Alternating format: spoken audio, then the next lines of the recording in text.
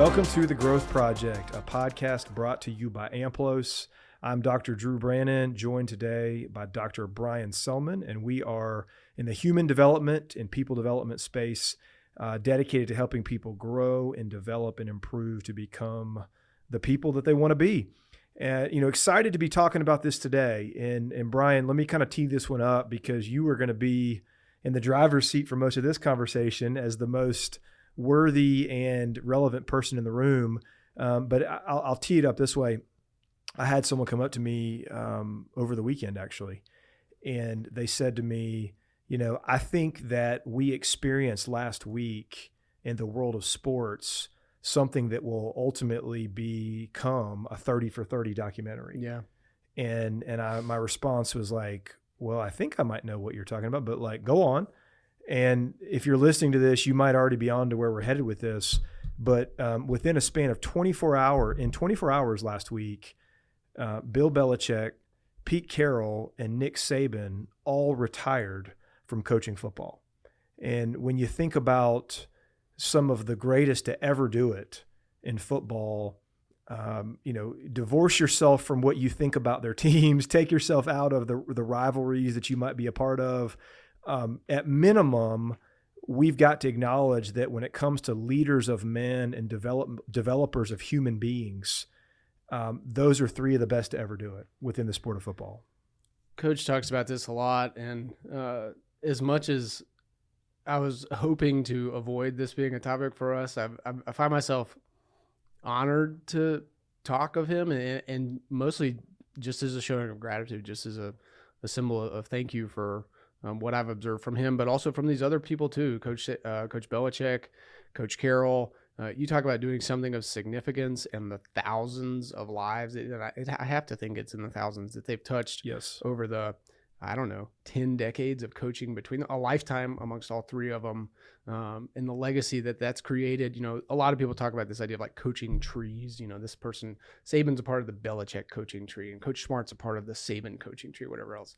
Think about the players on that tree. Yeah, there's no and telling how many branches there are on that, and the type and the depth of impact you get to have. I mean, Coach Saban came to the state of Alabama in 2007, and I would really love to see an aerial view of campus on that day and an aerial view of campus today, because not just from football outcomes, but mentality in the state of Alabama and in the Southeast, and economics and draw. People from all over the country are interested in schools in the Southeast now because of the football phenomenon, and so on and so forth. And so these men, we spent a lot of time talking about considering legacy up front, and these men have gone and executed that and delivered that, and football is just their vehicle for the way that they taught and shared the world. Yeah, there's no question. And so, we're going to talk about this for two reasons today. Number one is what you're saying right there, Brian, is what we do at AMPLOS and what we're passionate about is impacting and influencing people for the good in an effort to help them become who they want to become. Well, all three of those men had profound influence on many, many men over the years, who then in turn have gone on to influence many others. And what I tend to refer to as the ripple effect is just profound, massive, the ripple effect that those three men have had on individuals. So that's the first reason of relevance. The second one is the fact that you're the only person in this room right now who has a personal relationship with any of those three men. 1 out of 3 is pretty good, very impressive. That's Nick Saban. You played for Coach Saban. I know that you've only been with us, Brian, almost approaching a year now. It'll be a year in March. And so some of our listeners are more familiar with you than others. But let's start with just acknowledging the fact that you played at Alabama for Coach Nick Saban. And maybe you could kind of get us rolling with this conversation about your recollections of the day he walked in the building. Yeah, and that, a humble brag as it may be, it is something that I've just kind of marveled at and thought a lot about. It's certainly a story that I will tell my son and my children and you name it, that what a thing it was to have been a player in the room when the greatest to ever do it walked in the door for the very first time. And, back then, the way that the team room was oriented, it had, the latch on the door, or whatever you'd call it, was very loud. And so anytime anyone hit it, no one was sneaking into the team room. And I remember that everybody is Sitting in there, we're all in the chairs, at least as we had been accustomed to be, understanding that the moment he walked through the door frame, that this is immediately different. And it's different in ways that you could never have imagined. And it will be different in ways that you couldn't possibly imagine in the future. So what was different from the very beginning? Like, what do you remember about that? One thing that was apparent immediately was that Coach brought with him an infrastructure that, in large part, we didn't know. I mean, he talks about the process, and there's many different applications of process and just the same premise within it. And one of the ways that he had developed and honed and shored up his process is really consistent with his personality. Coach is a fabulous systems thinker. And so upon arrival, he had things going in motion that were going to give us an opportunity to be successful immediately when his feet hit the ground, whether it be the type of recruiting infrastructure that he wanted to use, which I would venture to guess that Coach Smart uses a very similar model up to this point, and how layered it is and how intricate it is, but how such a system affords them an opportunity for clarity and more efficient use of their energy and their time and the evaluation skills and all those things. There was a lot of discussion amongst the fan base that, Coach Saban, this was like a classic, takeaway from the fan base. Coach Saban came in and he's going to get after their butts. And so he took out all the TVs that were in the locker room, because that is the reason we were mediocres. We were watching too much TV together. And in fact, what he did was the opposite. He came in and he redesigned the entire locker room. He put a boatload of money into designing a captain's lounge full of flat screen TVs and PlayStations and Xboxes and ping pong tables. Like you haven't lived until you've watched the wingspan of Julio Jones take on the athleticism of Mark Ingram in a game of ping pong. And they're playing to the death is what it looks like. Was that just for captains though? Just so we're clear here? No, it was a captain's lounge where they were honored. So over a period of time, like their picture went up on the wall and that kind of thing. But this was just a place for us to share community. Okay. This was a place for us to spend time and hang out and just be good teammates with one another and be a part of a team, be a part of something. And so it was an investment in belonging as much as it was anything else. I mean, it certainly added for recruiting. He turned recruiting as we knew it then in the conference into a complete and total arms race that you see nowadays. I mean, I think you see that at Clemson, you see that at Georgia. You can't reasonably go recruit the best in the country if that isn't a bare minimum, having facilities up to snuff. And so all of these things he brought with him that were different than we'd ever understood them to be, and didn't understand not just the, what it could look like, but the value in investing in it that way, and the value in having an attention to detail that was so narrow that way. I mean, that showed up from day one. And then, okay, I don't want to leave this quite yet. Let me interject one more question here. And I know we're pulling on strings from over a decade ago, but I'm wondering, we talk a lot about the influence that leaders are able to have and how they're able to command respect, that type of thing. To the degree you can recall this, when he came in the room and began to say whatever he said to you guys in that introductory meeting, what was it about him that you think garnered so much respect from the people in the room? Like, how was he able to grab a hold of that so quickly? Yeah, he had an intensity to him that was easily apparent. And what it looked like in the day-to-day and the relationships and the conversations you would have was, we talk a lot about leadership styles and leadership preferences or whatever else. And a lot of times we talk to people that kind of hide behind this idea of being leaders by example. And that's all well and good.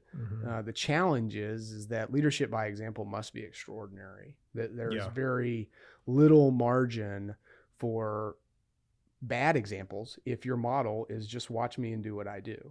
Right. And it can be very isolating, all of these things, right? We talk about that a lot. His example was extraordinary, and his intensity and his focus was just so unflinching attention to details. I mean, I remember the first year he was there, we did the fourth quarter program for 7 weeks, which is a whooping. Yes. To say nicely. Yes. And I mean, my legs, shin splints, everything, like I've never hurt like that, like I did at the end of 7 weeks. But I remember that, each day started off with you've got your hands up against the wall and you're doing high knees, right? It is like the simplest thing ever. And he would essentially take a lap around the perimeter of the indoor facility watching people do high knees and like just you could feel him getting closer to you. You could feel it. And it's like, I'm giving great effort. And then he comes around and I'm giving more effort. And it's like, I don't know where that came from, but he demanded it from me.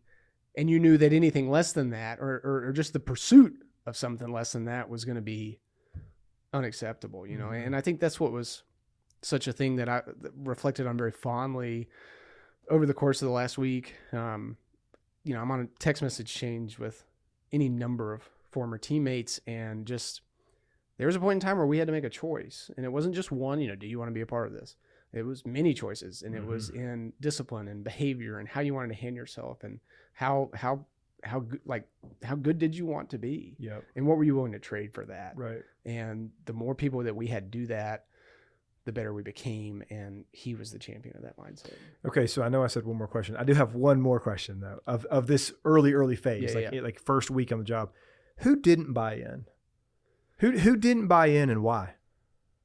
It's hard to remember. They weren't there very long. Mm-hmm. I think the people that really struggled to buy in, I hope that they have had the opportunity to mature and reflect in a healthy way to understand how that level of discipline and that level of execution and that level of just commitment to all of these things and not zero willingness to budge on it was aimed at excellence. And they were people that would take the feedback personally as opposed to understanding the message. You talked about having a personal relationship with one of the three guys. I would say that, I have a personal relationship with Coach. It ain't much better than my relationship with Coach Belichick or Coach Carroll. I don't know about that. The guy helped you get a job with the Pittsburgh Pirates. He sure did. And I think that kind of thing is one of the places where he's most misunderstood, is that, having a personal relationship with him does not mean that we call each other on our birthdays.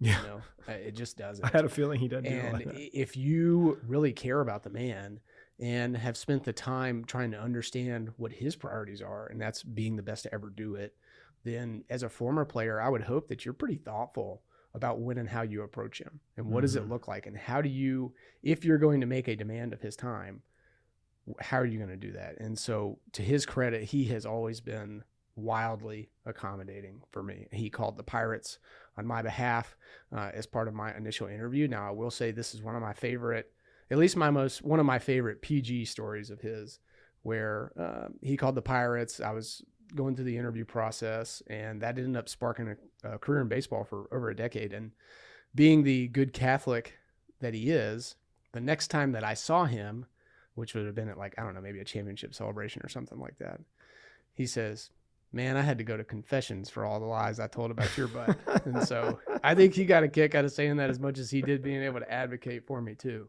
And so I appreciated him maybe bending the truth a little bit. But, he's been wonderful. He wrote a recommendation letter for me to get into grad school one time, which I still have framed and will always have framed. He, several years ago, I had an opportunity to sit with him and just pitch various ideas of how I thought player development could take steps forward in just college athletics. And much of it was the foundation of what I would end up studying for my doctoral project. And he entertained it, right? And he didn't have to do any of that. Every single one of those things, he could have said no. And he's always been there for me. If I've got the gumption to ask and I'm thoughtful enough about how I put that on his plate, he'll show up. And so having a personal relationship with the man may look different than most would consider, but it's there and it's real. So Brian, let's go here next. And this is an intentionally kind of broad stroke so that you can paint it however you want to paint it. But it gets me thinking about the fact that over the course of his career, to have as much success as he did, and we're just strictly talking about while at Alabama, obviously, which was 17 years, correct? Is that the correct number? Yeah. Makes me feel so old. He's there for 17 years. How was he able to have so much success during his time there?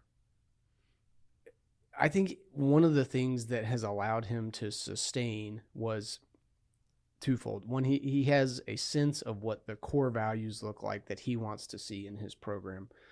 Toughness, grit, resilience, you name it, whatever they are, not too dissimilar to the team DNA that you guys have developed at Georgia. Yeah. But he knew what it wanted to look like in his program. I think he was adaptable enough to pay attention to how the landscapes were changing with him. And I'm not talking about in the last 2 years, NIL and the portal and whatever else. When he first got to Alabama, it was bigger, stronger, faster in the trenches. Defensive ends look like bookshelves, refrigerators, whatever else. And then all of a sudden we get smoked at home by Johnny Manziel, and the entire context of the game's changing, right? So we switch to more hybrid players, whatever else. So you can go back and watch. So willingness to adapt. Yeah, willingness to adapt, both in personnel and mindset and everything else, but also still being able to hold fast to the core values of what it needed to look like. All right, so let's go deeper on that real quick. And I want to think about this. I don't know why I remember this game. Heck, you might have played in this game. I don't know. I'll never forget. I don't even know if it was an SEC championship game when LSU beat Bama 9-6. Yeah. At that time in the history of college football, that was I don't know of a better example to really kind of capture what SEC football was. It was like crazy physical. Yeah. The defense, defense won the day. None of this RPO spread. The game was so different. And when I think about the contrast of that to what football looks like today, it's east to west, night and day, whatever you want to call it. Yep.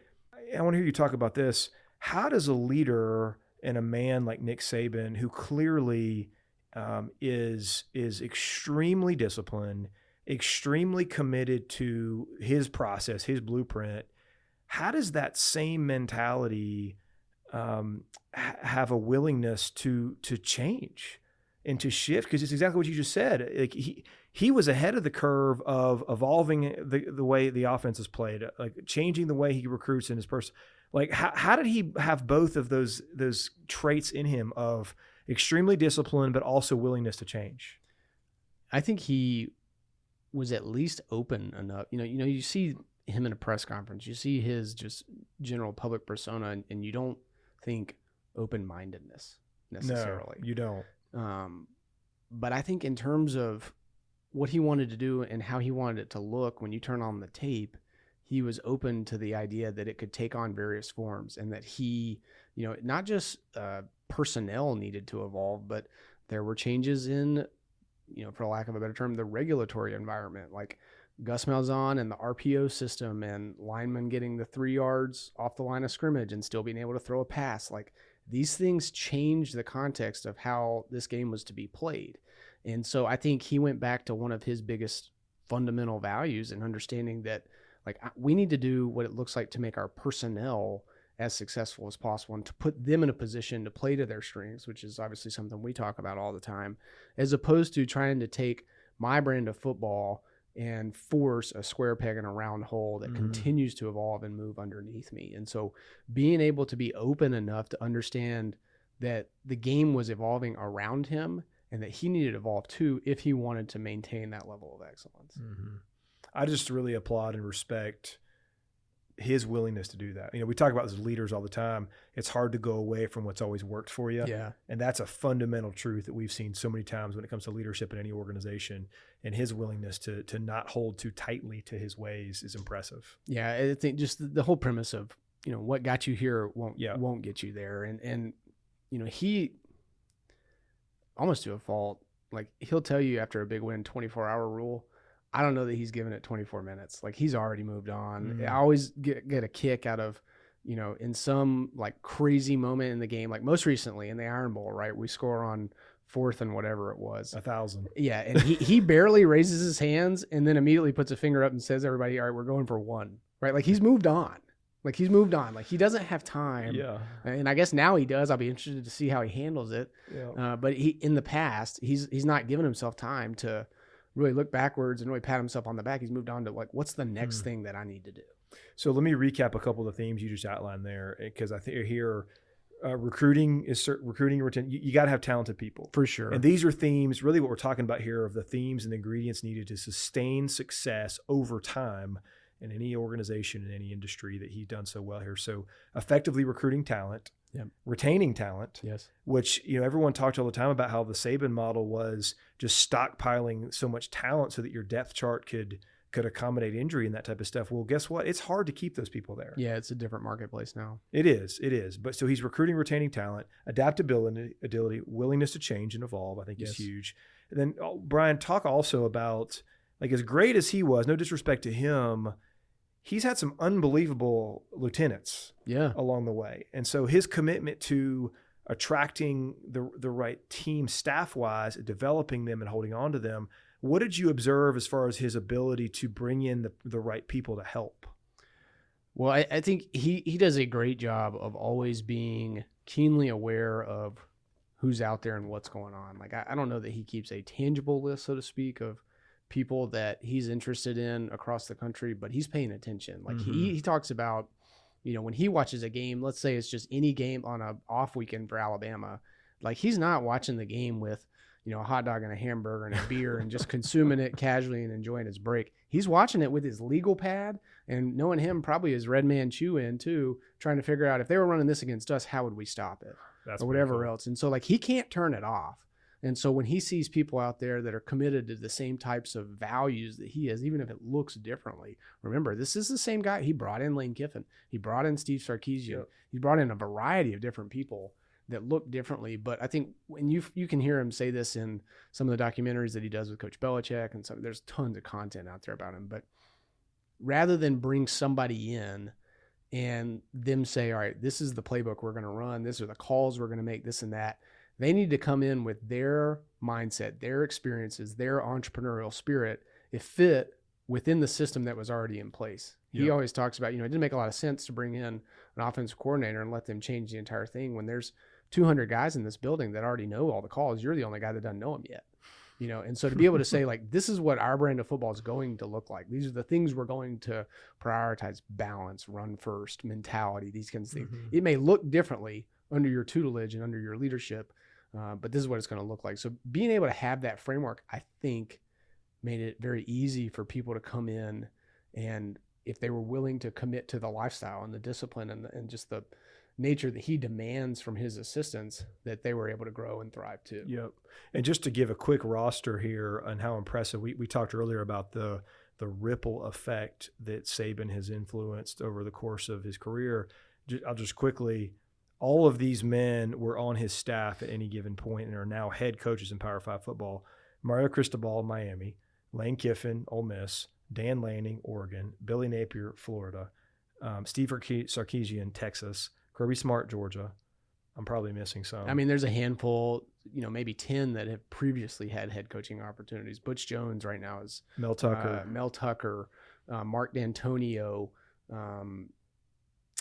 you name it, Will Muschamp, you know, et cetera. Like this list is long. It's Jeremy massive. Pruitt. And these people are not coaching, no disrespect to him. Jim McElwain, like all over the place. These are some of the most high profile blue blood type schools in America. Yeah, you just named the head coaches at Florida, Georgia, Texas, Oregon, Miami. Yeah.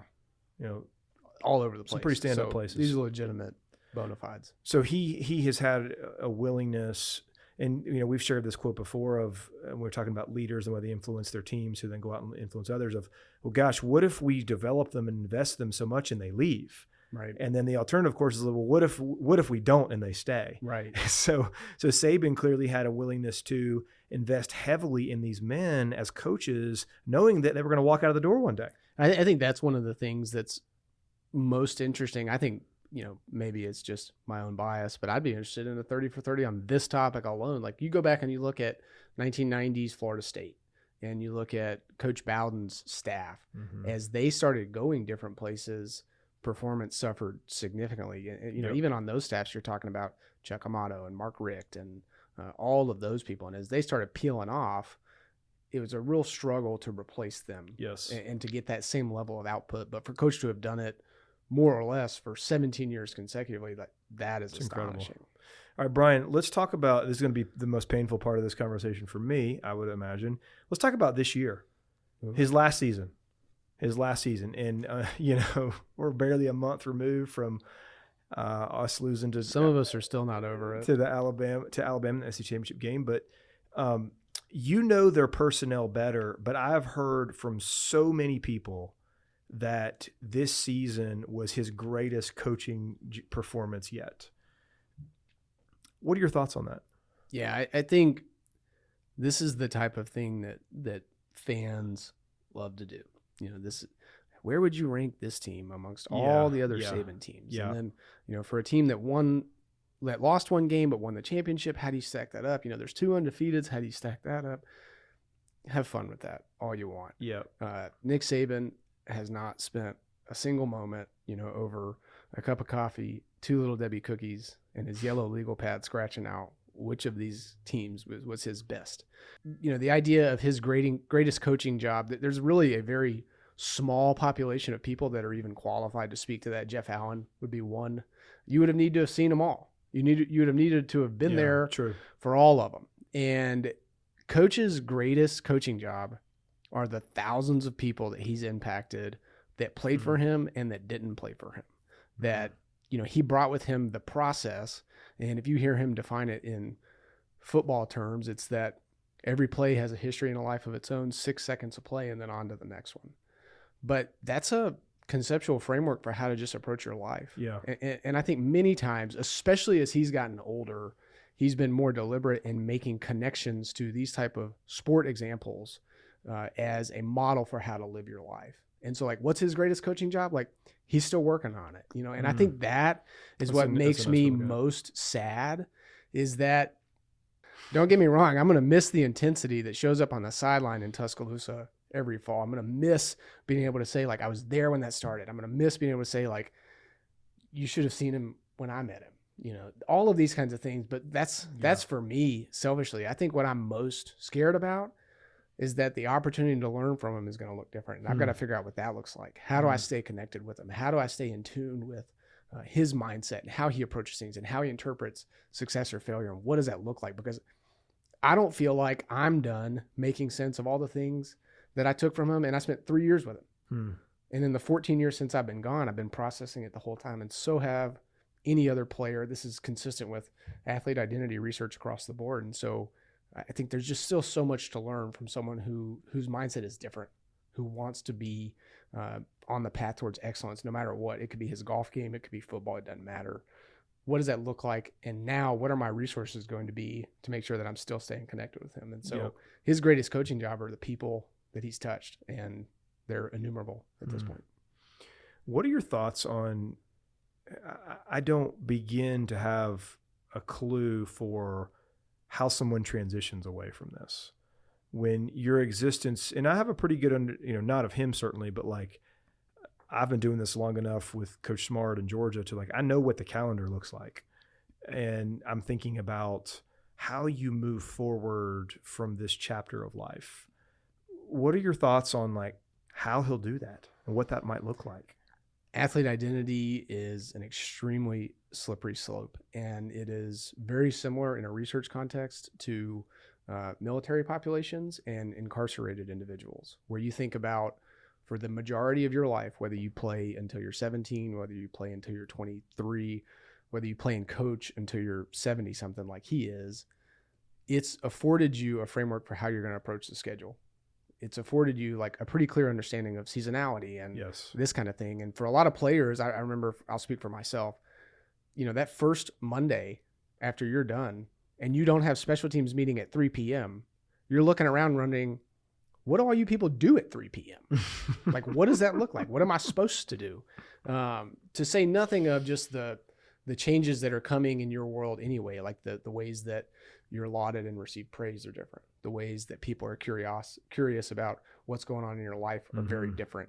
The types of associations you make and can make, and the way you participate in community and define team and being part of something bigger than yourself, very, very difficult to do. And when you transition out of that, there is certainly an element of it from a research standpoint that supports that it's like a grieving process, that losing your athlete identity, shedding your athlete identity is akin to a death in the family. And I think that's a real thing. I've heard Coach say many times, I've been a part of a team since I was 7 years old or whatever that is. And that's true.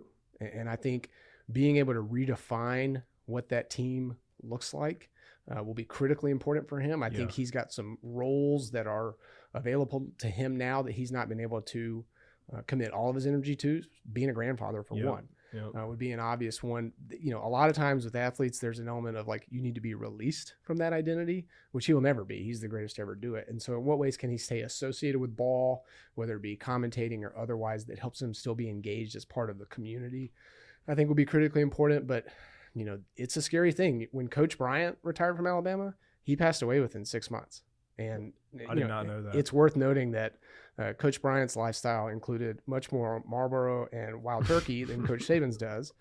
And he seems to be in good health. Every time I've ever seen him, he's very deliberate about being in good health. And so I hope that he's mindful of, the fact that this transition is not easy just because you don't have practice to design and recruits to call every day. Being associated with the community, still being connected within it is important. And then also being able to redefine, like, what does team look like in terms of how I spend my energy. Related to that, Brian, I want to ask one more question, your take on this, and there's no like hard and fast and even science behind this that I'm aware of, but I saw a quote from the incoming coach. I can't pronounce his last name. DeBoer. Okay. And it was that Coach Saban would have 100% access to anything and everything, which is interesting. Sure. And that kind of got me thinking along the lines of like, I wonder what is really best for the team and the organization moving forward when it comes to how much he should be around, right? Like what type of involvement he should have. I think for the fan that might be looking on kind of casually, that might have a less nuanced understanding of organizational change and leadership and human systems, their take on it might be like, well, I hope he's there every day. Right. Right. Like give the man an office and it's like, not necessarily. Like, so what are your thoughts on how much him being around and involved is truly best for the team? I think it depends on how those people want to handle it. I mean, we saw an example of this just last year where reportedly, I've not been in the football office in Gainesville in a long time, but Coach Spurrier still has an office somewhere in the building at Florida. Really? Huh. And somebody in the media asked Coach Spurrier, what do you think? And he says, I think they ought to throw it down the field a little more. That's not helpful to the guys that are trying to execute and do their best, Right. That's not conducive to performance. But if you can handle it in a way that is supportive and be mindful of the fact that in some ways it could be a detraction, from what they're trying to do, then I think it's still value added. There's many stories that Coach would tell about the former athletic director who's since passed, Mal Moore. Mal Moore hired Coach Saban in Alabama. Was a former coach on Coach Bryant's staff, coach for the Arizona Cardinals, you name it. He would just enjoy being able to pop into the back of a meeting room on a Sunday afternoon or something if Coach is watching film and just watch tape and just be a part of it. And he would very rarely offer Coach feedback. But it got to the point where Coach developed a sense of trust with him. He'd say, there's a clear example of something to do with the way Mark Ingram was carrying the football. And he's venting to Coach Moore and he's saying, I can't get this guy to carry it and put the ball away the right way, whatever else. And Coach Moore just gave him some compelling anecdote from his time with Coach Bryant and essentially just said, leave the boy alone. He'll be okay. And that gave Coach Saban a lot of peace to be able to lean on that. And so if that's the kind of voice and the presence that he wants to have in the clubhouse, in the locker room, then I think it's incredible. I think anybody would kill for that. Kirby would certainly say, love to have him around as much as he wants if he's going to do it that way. Yeah. If it's, hey, Kirby, you missed this over here. These guys did this. I don't think he's interested in that as much. He's not interested in that kind of feedback. Yeah. And I don't think anybody is. And I don't think Coach is trying to do that. If he was trying to do that, he'd still just be the coach. Yeah, because it's just, to me, that's relevant when it comes to seeing organizations of building succession plans and thinking about phasing out, chairmen and CEOs and stuff. Like, how do you do that well? Because oftentimes, once the transition has taken place in organizational settings, like it's oftentimes not good for that prior person to be around a whole lot. It really stunts the growth of the existing leader. So I was just kind of curious of your takes on that. And I think it's going to take some maturity from Coach DeBoer's part too. Yes, for sure. In what ways and how does he solicit feedback from Coach? Yep. I do not envy him on having to kind of figure that one out. No, but to his credit, he seems to have approached it with humility and all of the traits that you would hope for. Difficult job as it may be. Okay, I know we need to move toward finishing here, Brian. Just any, I tried to cover some bases there, but any kind of reactions or final thoughts from you on any element we didn't get to, just as it relates to Coach Saban's influence and just the leader that he was while at Alabama? I think the man came in and introduced to not just the players, not just the coaches, not just the student body, not the state, but the Southeast and the nation more broadly, a framework for how to approach life. And it didn't have anything to do with the type of defense we were going to play, who was our offense coordinator, Obviously, we had incredible personnel for a very long time, but the mindset that we had is what allowed it to sustain. And so if you're interested in sustained success, then you're already probably aware of how important it is to study other people and the traits and behaviors that they live out in their own little world and their own industries, and try and find in what ways can this apply to me. And I think, like I said earlier, with Coach's greatest coaching job, he made the process palatable for everyone, for the public, for the general consumer, that if I just focus on the traits and behaviors that I believe in my heart are going to lead to being successful, I'll be much better off if I'm only married to the outcomes themselves. And so I hope that those lessons continue. I hope that the stories get bigger and greater and more widespread. I hope he's a little less tight-lipped if he's going to be on game day or whatever else. He's obviously got huge personality that I think the public's just getting started to get to know. Yeah. And so I'm looking forward to seeing that. Yeah. Just as we close, I'll mention one thing on that too. That's what, it's amazing how much I feel like my interest and frankly kind of fondness of him has grown in recent years from afar, because I just feel like I've seen more of that. Yep. Like he's been like a little looser. You see the sense of humor more. I felt like from afar, the last couple of years, he was allowing himself to kind of enjoy this. Yeah, I think one of the coolest moments you see is after Georgia beats Alabama in the championship game 2 years ago, and like the pride that he had in Coach Smart shaking his hand after a loss. Like if there's anybody to lose to, it's Kirby. And like that was so authentic. Yeah, I agree. And if you know him at all, you're just thinking, I wish we'd have won the game. However, that was a cool moment to be observing. I'm going to be honest. I don't know how the game is going to go on September the 28th in Tuscaloosa when we show up down there, but I'm glad that when I look across the sideline, he won't be standing there. Yeah, the Nike ad was spot on. There's a lot of coaches that are sleeping better than they have in a long time. Okay, well, as we kind of wrap up, thank you for the glimpse into the life of Nick Saban and the ways that you experienced it. Love hearing those stories, man. They're so precious. I get excited about you getting the chance to tell your kids that one day. Yeah, me too. It's going to be incredible. It's a tribute to a great man, and I'm just extremely grateful for an opportunity to have known him and have played for him in a personal way. And just to our listeners, as you hopefully digest this episode, hope that you can see how so much of the principles and the practices and the mentality that we're talking about through Coach Saban transcend football. In some ways, as Brian said, has very little to do with football. And so we hope that you will figure out and be clearly able to apply these to your life in the places that matter as you continue your pursuit of growth. Thank